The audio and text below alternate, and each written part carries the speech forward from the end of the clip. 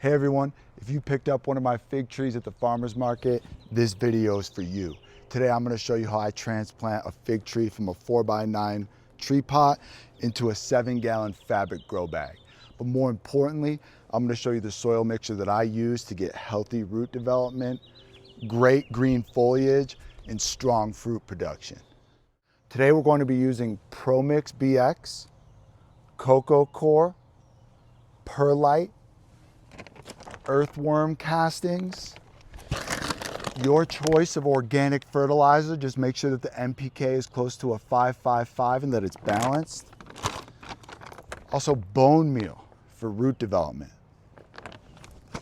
This mix is designed to give figs excellent drainage while retaining enough moisture to give them the nutrients that they need. Before we transplant this tree, let's talk about why each ingredient matters. Promix BX is the base of the soil. It's highly porous, allows water to flow and drain through the fig moisture. It keeps everything light. Figs hate heavy, wet soil.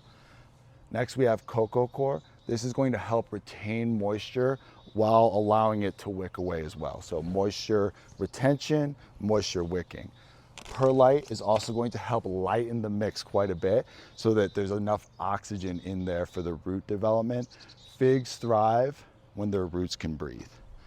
Earthworm castings are going to bring everything to life biologically. This adds microbes to the soil and allows for a natural decomposition to happen and improve the overall microbial life inside your containers or nursery bags. You can use a slow release organic fertilizer of your choice as long as the NPK is close to 5.55 and it's balanced. This is going to give a slow release of nutrition to your fig throughout the year rather than a quick chemical spike. And finally, we have bone meal. This improves phosphorus in your soil, which is going to help root production and future fruit production. Viewers at home, feel free to use whatever water you'd like. Here at Hash&Harvest, we collect our own rainwater, ensuring that it's soft enough for our roots that we're putting in. I'm then going to mix a little bit of Alaska fish fertilizer and organic kelp just to give the figs the extra boost that they need.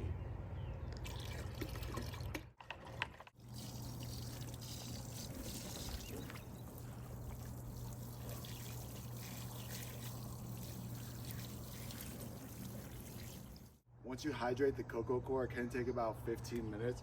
You just want to make sure that it's broken up really well and that it's a nice moist mixture like that. You don't want any dry clumps still in your Coco Coir. Now you're just going to add your Promix, approximately 2-to-1 to the Coco Coir. So I'm going about double Promix to Coco Coir. So in between these steps, take a second to rehydrate your mix with rainwater.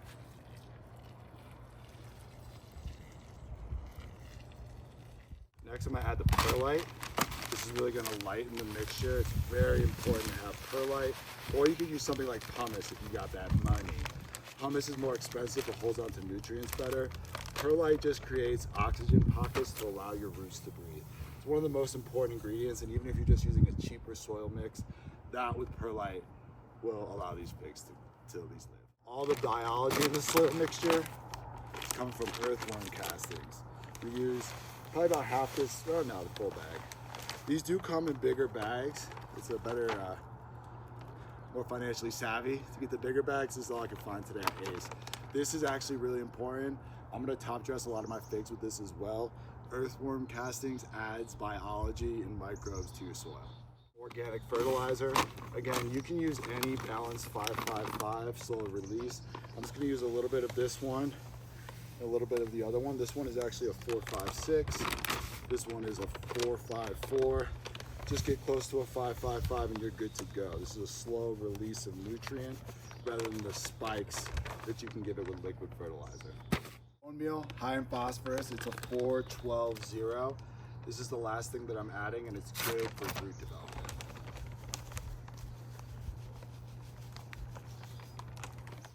Pro tip, don't use gloves for this step. It's actually good for your soul to touch some dirt. Here, we're gonna mix up all those ingredients so they're nice and blended together. You may need to add a little bit more water at this step if you find that the mixture isn't holding enough or it looks too dry to you. Analysis, we're adding more H2.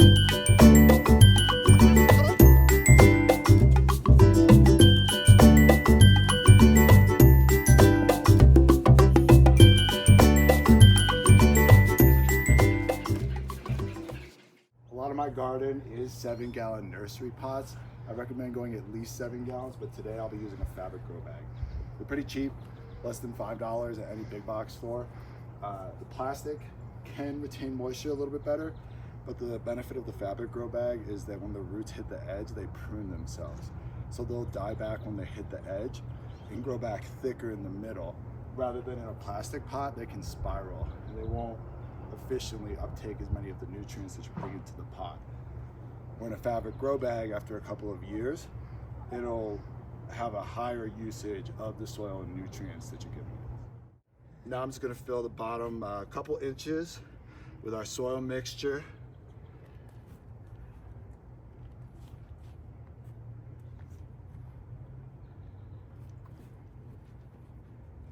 Just like that. You want to make sure that the top of your soil line is about 2 inches below the pot. You want to be able to water this and mulch it later on. So don't go all the way up. Water will just come off of the top to wash away your nice expensive soil mixture. Make sure that you're at least 1.5 to 2 inches below the top of the pot.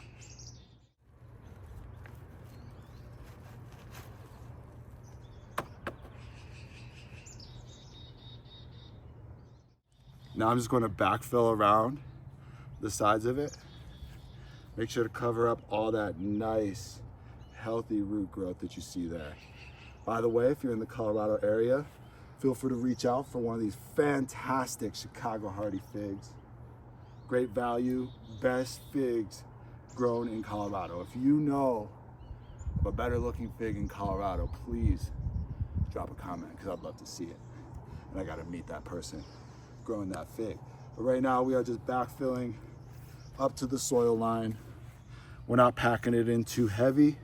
We want to keep this soil mixture light and hydrated.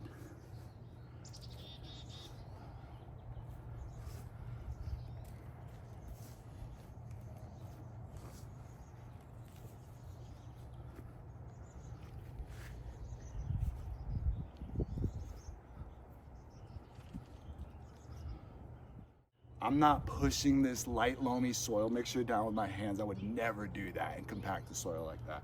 I'm just gonna give it a gentle one of these, tamp it down a little bit, and then continue to backfill around it.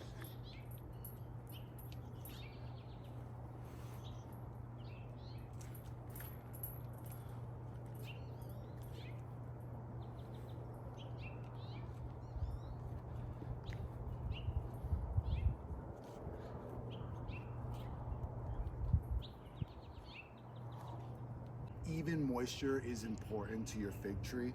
It should be important to you too. The best way to control moisture is with mulch. There's a variety of ways to do that. You can use something like wood chips, will break down over time. What I'm using here is straw. This is not hay, this is straw. Hay can have seeds in it and will germinate into your pot.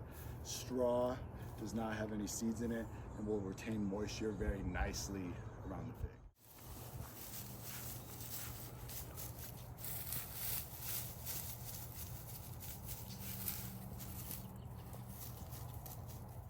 Risk rooting out the rots. If you bought a fig tree in a 4x9 tree pot, this is exactly how I would uppot it. You need to go at least 7 gallons, whether that's a nursery pot or a fabric grow bag. Any bigger, and you can risk rotting out your roots with too much soil where they can't fill. Any smaller, and you're gonna have constriction and the tree may not fruit for you. If you found this uppot video helpful, subscribe to the channel. Tell me what I could be doing different in the comments, and make sure to give this video a like. Thank you very much.